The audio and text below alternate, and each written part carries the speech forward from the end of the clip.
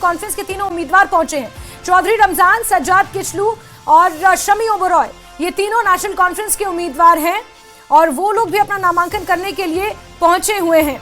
और ऐसे में चौथी सीट पर भी नेशनल कॉन्फ्रेंस अपने उम्मीदवार का ऐलान कर सकती है, ऐसी भी खबरें निकल कर आ रही हैं। नेशनल कॉन्फ्रेंस के उम्मीदवार चौधरी मोहम्मद रमजान, शमी ओबरॉय, सज्जाद अहमद किचलू ये पहुंचे हुए हैं, जो कि पार्टी ने इन तीनों नामों का जो ऐलान किया है वो कहीं ना कहीं क्षेत्रीय संतुलन को देखते हुए भी किया है, क्योंकि चौधरी रमजान जम्मू के खित्ते से आते हैं, लेकिन मुस्लिम चेहरा है, मुस्लिम नेता हैं, पार्टी के पुराने कार्यकर्ता हैं, जमीनी पकड़ उनकी अच्छी मानी जाती है। और ये तस्वीरें आप देख रहे हैं सिविल सेक्रेटरीट से, जहां पर नेशनल कॉन्फ्रेंस के तीनों उम्मीदवार अपना नामांकन करने के लिए पहुंचे हैं। शमी ओबरॉय की अगर बात की जाए और उनका चयन इस बात का संकेत है कि नेशनल कॉन्फ्रेंस किस तरह से सामाजिक प्रतिनिधित्व को प्राथमिकता दे रही है, क्योंकि शमी ओबरॉय कोषाध्यक्ष भी हैं नेशनल कॉन्फ्रेंस की और उमर अब्दुल्ला के बहुत करीबी खासतौर पर माने जाते हैं। सज्जाद किचलू की बात की जाए तो मंत्री रह चुके हैं, अब्दुल्ला परिवार के बेहद विश्वसनीय माने जाते हैं, राजनीतिक अनुभव उनके पास बहुत ज़्यादा है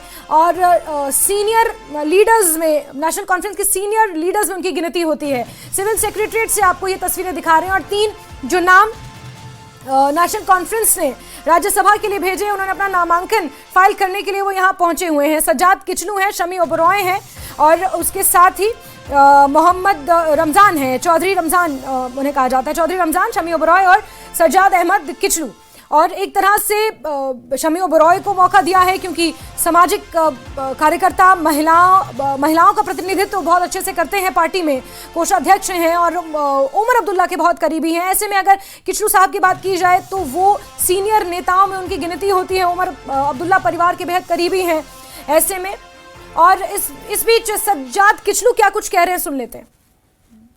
देखिए, राज्यसभा के लिए जो डेट निकली है, आज नॉमिनेशन की लास्ट डेट है, इसके लिए हम इलेक्शन कमीशन ऑफ इंडिया का शुक्रिया अदा करना चाहते हैं और साथ में मैं अपनी लीडरशिप का, नेशनल कॉन्फ्रेंस के प्रेसिडेंट जनाब डॉक्टर फारूक अब्दुल्ला साहब का, नेशनल कॉन्फ्रेंस के वाइस प्रेसिडेंट जनाब उमर अब्दुल्ला साहब का दिल की अमीर गहराइयों से जनाब के लोगों का शुक्रिया अदा करना चाहता हूं, खासकर जम्मू डिवीजन के लोगों का शुक्रिया अदा करना चाहता हूं, उनकी तरफ से शुक्रिया अदा करना चाहता हूं।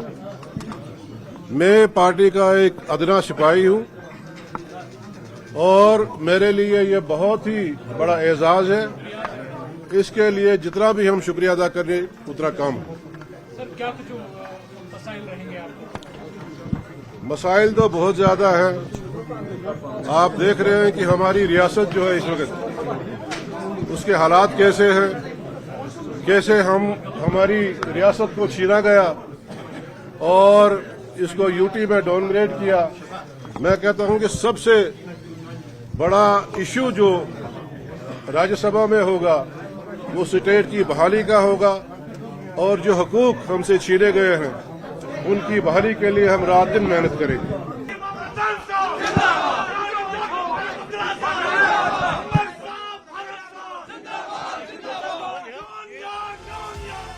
व्यक्तिगत प्रतिष्ठा है वो भी कहीं ना कहीं कटघरे में है, इसलिए क्योंकि अगर सत शर्मा की बात की जाए तो सज्जाद किचलू जैसे नेता से उनका मुकाबला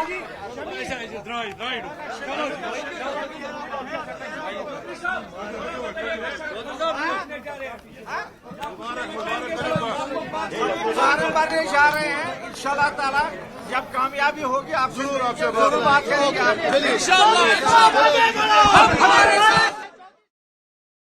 गहमा गहमी का माहौल है सिविल सेक्रेटरीट में और जैसा कि मैंने कहा कि जो मुकाबला है वो कहीं ना कहीं प्रतिष्ठा का भी सवाल है। सत शर्मा की एक्सेप्टेंस, क्योंकि संगठन में तो है, पार्टी में तो है, लेकिन जनता के बीच, विधायकों के बीच किस तरह की उनकी एक्सेप्टेंस है, ये एक उनके लिए कहीं ना कहीं इम्तिहान है। वहीं अगर सज्जाद किचलू की बात की जाए तो सत शर्मा और सज्जाद किचलू का मुकाबला देखने को मिल सकता है। ऐसे में अगर शमी ओबरॉय की बात की जाए और अली मोहम्मद मीर की बात की जाए तो उन्हें अपनी पहचान स्थापित करने का एक ये मौका है और इसी तरह से राज्यसभा की ये जंग बेहद दिलचस्प मानी जा रही है। जम्मू कश्मीर की राजनीति में इस वक्त गहमा गहमी है और गहमा गहमी इसलिए भी बढ़ गई है क्योंकि बडगाम और नगरोटा सीटों पर उपचुनाव होने हैं।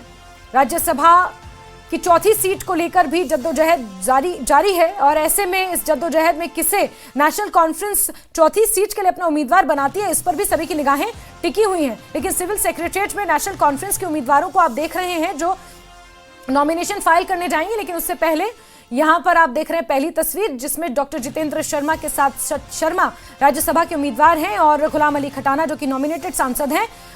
गुलाम अली खटाना को भी आप देख रहे हैं और बीजेपी ने अपना एक शक्ति प्रदर्शन भी एक तरह से किया है आज नॉमिनेशन फाइल करने से पहले।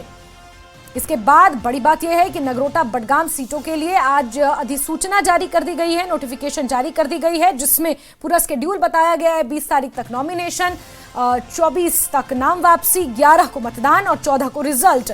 और ऐसे में ये राजनीतिक माहौल जहां जम्मू कश्मीर की वादियों में ठिठुरन बढ़ती जा रही है लेकिन राजनीतिक पारा चरम पर है। दो तस्वीरें दिखा रहे हैं आपको जहां बीजेपी ने नॉमिनेशन फाइल कर दिया है, नामांकन फाइल कर दिया है। बीजेपी की तरफ से सत शर्मा है, अली मोहम्मद मीर मैदान में है और राकेश महाजन जो एक कारोबारी हैं और वो उपाध्यक्ष हैं बीजेपी के। और ये 3 नाम बीजेपी की तरफ से हैं।